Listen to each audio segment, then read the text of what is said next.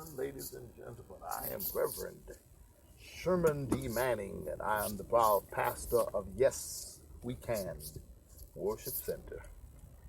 And in case you don't know it by now, Yes We Can Worship Center is located at 5857 South Central Avenue, Suite 180. Tell it everywhere you go. We want people to know.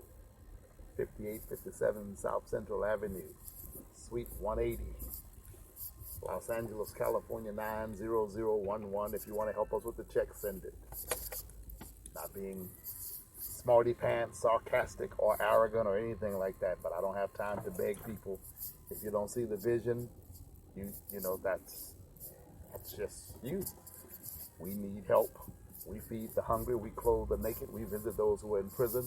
We help those who used to be in prison to get back into society and be reintegrated back into civilian life. Don't criticize churches who don't do it, but we do it. And I think all churches should do it and could do it. That is what we do. So if you're so inclined or led to help us do what we're doing, sit down and write out a check, please, to Yes We Can. Mail that check to 5857 South Central Avenue, Suite 180, Los Angeles, California 90011. Friday night, this Friday night, and every Friday night, as a matter of fact, our services start at 7 o'clock. The doors to the church open at 6:45. If you're coming, do us a favor and give us a call so that we can make room for you. Space actually is extremely limited. If you're coming, call 213-377-8681. If you are coming this Friday, call 213-877-8681. And we'll be glad to accommodate and host your visit. We'll be having a prayer vigil this Friday night. Our prayer vigil will be Friday night at 7 o'clock. We're praying for the nation, praying for the nation's leaders. Let me tell you, this is a dangerous time. And I've said it earlier today.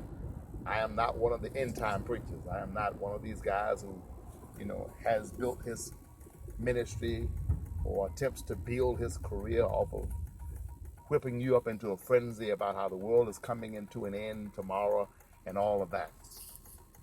I think Jesus is coming as a thief in the night. I think that because that's what the Bible says. So I can't go by what some man says. I can't go by what some woman says. I can't go by your personal beliefs or your intuitions or your feelings of your inspiration or your motivations. I have to go by what the word says. Feelings are fleeting.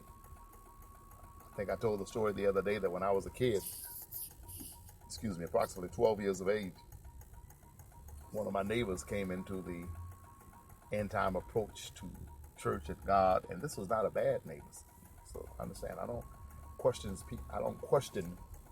people's intentions always. I don't always question a person's integrity. Some of these people really believe what they are preaching. Some of these people really believe what they're thinking and believe what they're saying.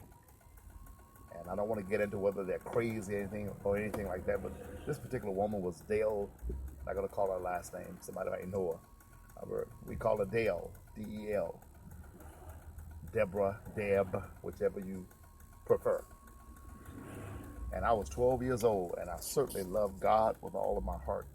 And she whipped me up into a frenzy. I remember going to bed at 12, thinking that he's coming any moment. I mean, I remember the visions that I had of him coming. I was 12, I'm 43 now. That it was any day now. And I don't know when, but I know it's going to be real soon. Okay? I'm 43 now. I also remember going to crusades where Ernest Angeles people will be singing, "He's coming soon. You better get your soul right. It may be in the morning, it may be late at night, but he's coming soon." And I remember thinking, hearing that song at 16 and 17, that he'll definitely be, I might not even make it through college before he's here. 43 now. All I'm trying to say to you is if you keep singing "He's coming soon" long enough, if he's really coming, he'll be here. And I have no doubt about the fact that he is coming. The reason I believe he's coming is because the Bible says that he's coming. Not because of your intuition, not because of your motivation, inspiration, or situation, not because of the vision that you had last night or the dream you had last week or the voice you heard talking to you this morning. That's not why I believe he's coming. I believe that he is coming because the Bible says that he comes, that he shall come as a thief in the night. And since the Bible says it, I believe it. Oh, before you say God said it, I believe it, and that settles it. And quite frankly, that is it for me. To me, that which has been spoken and written in the Word is a settled matter. It's settled. And what we tend to do is focus on our favorite scriptures and then to the exclusion of other scriptures. If I'm an end-time preacher, then I keep focusing on the signs and wonders and the signs of the time. And so every time I see a conflict, it reinforces my belief that the signs are over now. There are no more signs to come. Didn't you see that? Then you read where the Bible says wars and rumors of wars. Then you read where the Bible says nation shall rise up against nation. And so if you read that, then that means that it's here. The end is here. Not near, but here. And so whatever you believe is reinforced by what you read. And whatever your area of strongest beliefs are, when you see these things and you hear these things, they reinforce those particular beliefs. And so all I'm trying to get you to understand is that I don't have any doubt about whether or not he's coming. I just have a lot of doubt about whether or not you know when he's coming. And I don't believe that you know when he's coming. And I know that I don't know when he's coming. And every time I thought I knew he was coming, I was wrong. So your decision about what you're going to believe is up to you. But so far as geopolitics are concerned, what I'm trying to get at is this. So far as geopolitics are concerned, what I understand real clearly is that we are in a situation now where we have a man who apparently talks about war and bombing countries and bombing people in a very cavalier manner. And this is a man who has been described by even psychiatrists who, to be fair, have not studied him personally, but know enough about psychiatry and psychology to notice characteristics and traits that identify themselves in a public manner, to know that this guy has some issues that might lend themselves to being a little quicker to go into war than someone else would. But these are issues that we as a people should be concerned about. What I'm getting at is this guy could lead us into a nuclear showdown. And that would not be a pretty sight.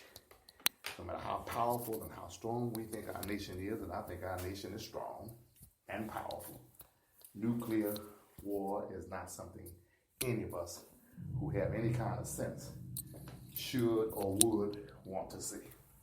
So I am, at minimum, concerned. I am concerned. And if you are halfway intelligent, you'll be concerned also. And so for those of us who believe in God, and for those of us who believe in prayer, if we have ever needed to pray before, all I'm trying to say is we need to be praying right now. Praying for the nation, praying for peace on earth and goodwill toward men. See, I don't want Christ to have to come because you aided and abetted his arrival through your foolishness. I don't want Christ to have to come because you started a nuclear war, because you allowed this man to be elected.